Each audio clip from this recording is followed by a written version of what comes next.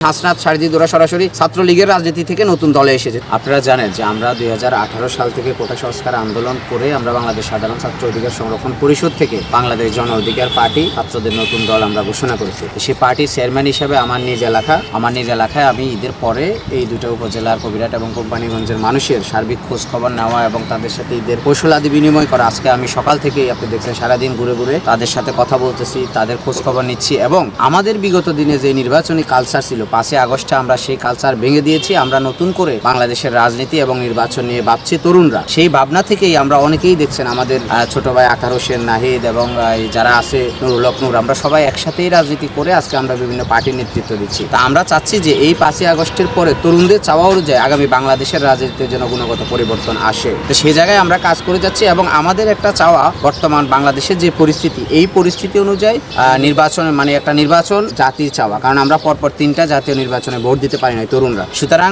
আমরা চাচ্ছি যে এই মুহূর্তে বাংলাদেশের এই অন্তর্বর্তীকালীন সরকারের চিফ অ্যাডভাইজারের প্রধান চ্যালেঞ্জ হচ্ছে বাংলাদেশের মানুষকে অবাধ সুষ্ঠু নিরপেক্ষ একটা নির্বাচন উপহার দেওয়া, যেটা আগামী 50 বছর রোল মডেল হয়ে থাকবে। যে ডক্টর ইউনূস সরকার এই চ্যালেঞ্জিং সময় অর্থাৎ খুনি হাসিনা বাংলাদেশের নির্বাচন গ্রামের চৌকিদার থেকে শুরু করে সচিবালয় পর্যন্ত প্রত্যেকটা অর্গানকে দলীয়করণ করে প্রশ্নবিদ্ধ করে বিতর্কিত করেছে। সেই জায়গায় চ্যালেঞ্জ করে আপনি প্রতিটা অর্গানকে নিউট্রাল করতে হবে, সাজাতে হবে, নিরপেক্ষ করতে হবে, তারপরে ইলেকশনে যেতে হবে। সুতরাং এটা চারটিখানি কথা না। আমরা মনে করি যে আমাদের ইন্টারন্যাশনাল ব্যক্তিত্ব ডক্টর ইউনূস স্যার সেটা করবেন এবং তিনের দ্বারাই সেটা সম্ভব। বাংলাদেশের নির্বাচন কমিশনকে ঢেলে সাজাবে, বাংলাদেশের বিচার ব্যবস্থাকে, বাংলাদেশের পুলিশকে জনগণের বন্ধু হিসেবে তিনি প্রতিষ্ঠিত করবে, বাংলাদেশ সেনাবাহিনীকে সকল বিতর্কের ঊর্ধ্বে উঠে স্বাধীনতা এবং সার্বভৌমত্বের রক্ষা কবচ হিসেবে রাখবে। এবং আমরা সাথে সাথে আরেকটা বার্তা দিতে চাই কবিরহাট কোম্পানিগঞ্জের মানুষকে, যে কেউ যেন খুনি হাসিনার দুঃসাহস না করে খুনি হাসিনার দোষর হওয়ার জন্য এবং রয়ের এজেন্ট হওয়ার জন্য, কারণ আমরা 5 তারিখে সেই চ্যাপ্টার ক্লোজ করে দিয়েছে। আমরা এখন নতুন করে ভাবছি নির্বাচন নিয়ে এবং রাজনীতি নিয়ে। তা আমাদের চাওয়া হয়তোবা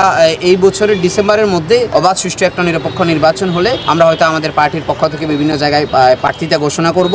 আর কবিরহাট কোম্পানিগঞ্জে হয়তো আমার নির্বাচনী এলাকা হিসাবে আমি হয়তো এই জায়গায় সামনে হয়তো নির্বাচন করতে পারি, মানুষ যদি আমাদেরকে চায়। তো এখানে আমরা সরাসরি দেখুন, আমাদের দলটা বড় রাজনৈতিক দলের মতো অনেক বড় দল না, কিন্তু মানুষের সাথে আমাদের যে সম্পৃক্ততা হয়েছে 5 তারিখে আমাদের ডাকে মানুষ রাস্তায় নেমেতে, তো সেই জায়গায় আমাদের শেষ ভরসা হচ্ছে বাংলাদেশের জনগণ। তো এই জন্য আমি বলছি যে কবিরহাট কোম্পানিগঞ্জের জনগণ যদি আমার পাশে থাকে তাহলে আগামী দিনে আমাদের পার্টি ভালো করবে এবং আমরা প্রতিটা জায়গায় শুধু কবিরহাট কোম্পানিগঞ্জ না, আমাদের তরুণ নেতৃত্ব ভালো করবে। কারণ তাদের নেতৃত্বে এরকম একটা খুনি হাসিনাকে মানে একেবারে স্বাধীনতার যুদ্ধ নয়, আমি বলবো শুধু রাজা লক্ষণ সেন যখন পালিয়েছিল 1890 সালের পরে, এই প্রথম কেউ 300 আসনের সংসদ সদস্য পালিয়ে গেছে, মসজিদের ইমাম, বিশ্ববিদ্যালয়ের বিসি পর্যন্ত পালিয়ে গেছে, জাতীয় মসজিদ বাইতুল মোকাররমের ইমাম সহ পালিয়ে গেছে। এই জায়গায় বাংলাদেশের মানুষ আর দেখতে চায় না এবং কোনো রাজনৈতিক ব্যক্তি বা কোনো দল বাংলাদেশকে ওই জায়গায় নিয়ে যাক খুনি হাসিনার মতো, সেটা আমরা চাই না। সুতরাং আমরা সবাই চাই যে বাংলাদেশে বড় রাজনৈতিক দলগুলোর সাথে আমরা যেভাবে যুগপৎ আন্দোলন করে আসছি, বাংলাদেশ জাতীয়তাবাদী দল, বিএনপি, জামাত ইসলাম সহ প্রত্যেকটা রাজনৈতিক দলের আমি মনে করি জনগণের প্রতি দায়বদ্ধতা আছে এবং সেটা তারা 5 তারিখের পরে ফিল করেছে এবং বড় দলগুলোর আচরণে আমরা সেটা পাচ্ছি।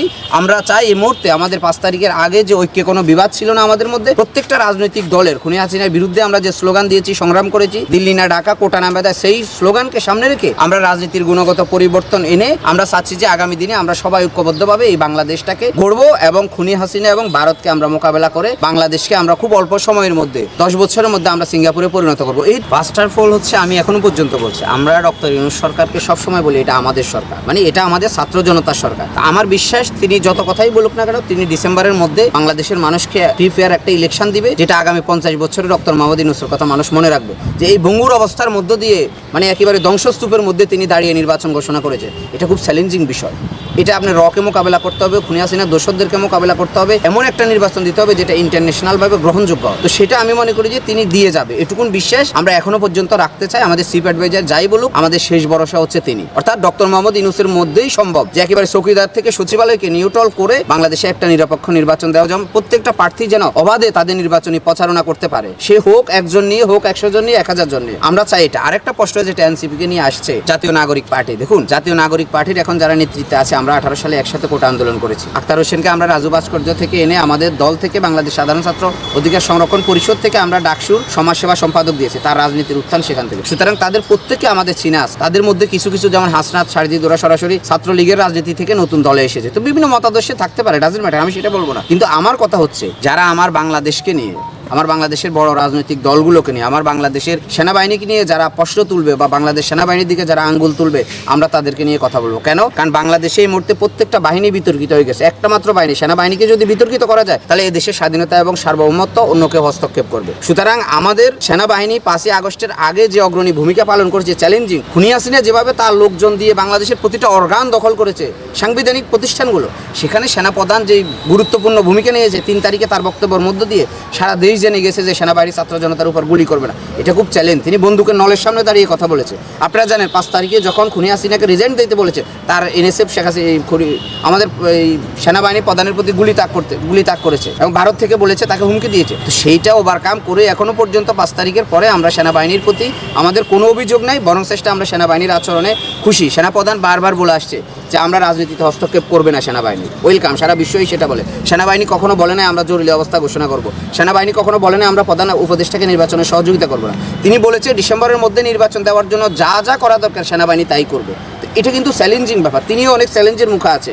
যারা রয়ের পুরো বিরোধিতা করে বাংলাদেশের এই সময় খুনি হাসিনার পুরো বিরোধিতা করে এবং তাদের দোসররা বিভিন্ন জায়গায় এখন লুকিয়ে আছে, তাদেরকেও ওভারকাম করে সেনাপ্রধানের প্রতি আমরা সন্তুষ্ট। এবং আমরা শুধু এটা বলতে চাই, কেউ যদি তাদের ব্যক্তিগত এজেন্ডা নিয়ে অথবা অন্য কোনো দেশের এজেন্ডা বাস্তবায়ন করতে গিয়ে বাংলাদেশ সেনাবাহিনী সহ বাংলাদেশের বিভিন্ন জিনিসকে বিতর্কিত করতে চায়, আমরা মনে করি যে এদেশের ছাত্র এবং জনতা সোচ্চার এবং দেশপ্রেমিক শক্তির কাছে আগামী সকল ষড়যন্ত্র নস্যাৎ হয়ে যাবে। সেটা আপনারা দেখবেন যে এই নির্বাচনের মধ্য দিয়ে বাংলাদেশের পক্ষের শক্তির কিভাবে বিজয় হয়। আপনি দেখবেন যে তারা 1/3 মেজরিটি পাবে।